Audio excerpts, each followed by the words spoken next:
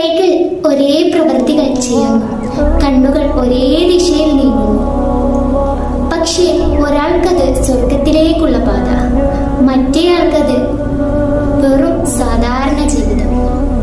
വ്യത്യാസം പ്രവൃത്തിയിലല്ല, അത് ചെയ്യുന്ന ഹൃദയത്തിന്റെ കരുത്തിലാണ്.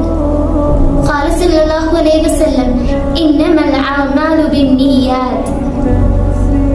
പ്രവൃത്തികൾ മുഴുവൻ നിയ്യത്ത് കൊണ്ടാക്കുക.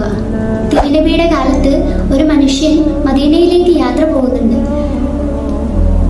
എല്ലാവരും കരുതിയത് അയാൾ അള്ളാഹുവിനെ ലക്ഷ്യമാക്കി ഹിജ്റ പോയതാണെന്ന്. എന്നാൽ ആ മനുഷ്യന്റെ ലക്ഷ്യം ഒരു സ്ത്രീയെ വിവാഹം ചെയ്യണമെന്നായിരുന്നു. ഒരേ യാത്ര, ഒരേ ത്യാഗം, പക്ഷേ പ്രതിഫലം ഹൃദയത്തിന്റെ കരുത്തനുസരിച്ചാണ്. നീയത്ത് ശുദ്ധമെങ്കിൽ, നീയത്ത് കൊണ്ടുള്ള പ്രതിഫലം ലഭ്യമെങ്കിൽ, അളവറ്റ പ്രതിഫലങ്ങൾ സമ്പാദിക്കാനുള്ള അവസരങ്ങളാണ് സ്ത്രീകളുടെ ഓരോ ദിവസവും. ഇന്ന് 100 കൂട്ടം പണികളുണ്ട്.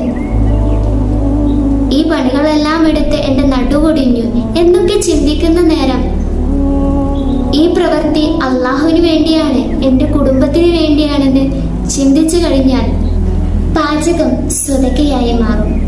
കുട്ടികളെ ദീനിയായി വളർത്തുന്നത് അള്ളാഹുവിലേക്കുള്ള ഒരു ജിഹാദായി മാറും. നീയത്ത് കൊണ്ട് നമ്മുടെ വീട് പോലും പ്രതിഫലങ്ങളുടെ പള്ളിയാക്കാൻ സാധിക്കും.